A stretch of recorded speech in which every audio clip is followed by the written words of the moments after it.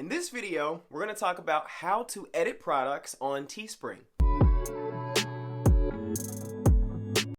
What's up guys, Tony here. I am a graphic artist and brand developer. This channel is all about art and design related content, so if that's something that you're interested in, consider subscribing. Okay, so first things first, you want to open up Teespring. Make sure that you're logged into your actual account.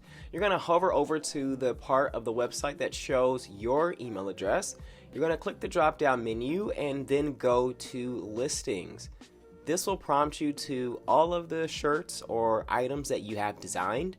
You're going to press this button here. It looks like a pencil, and when you hover over it, it will say edit. When you click that, it will open you into the editing menu of your listing. So I can see right here, I can do all things through Christ T, but this is actually a hoodie. So I might want to take T off because that doesn't really make sense. I'll also take it off of the description. And then I'll say, I can do all things through Christ, biblical clothing, supporting a positive message. Save. And then it's been updated. I can go down here if I want to change how much the listing is shown for or how much profit that I get. I can change that here. I can even change what's featured. I can change like the color that's featured and everything here as well. So if I go edit or add designs, so in this menu you can add additional styles if you want additional sizes, or if you want to do other items that you didn't previously select.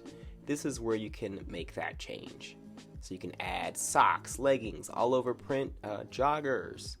You can add additional hoodies, tank tops, long sleeve shirts. You get the gist. You can also change the color of the front facing design. So if I want it to be a red hoodie, for example, I go into here, or I go here, go to edit, and I can press red. And then now for everyone that sees it, they'll see the red. If I want to change it to navy blue, they'll see navy blue, to this lighter blue.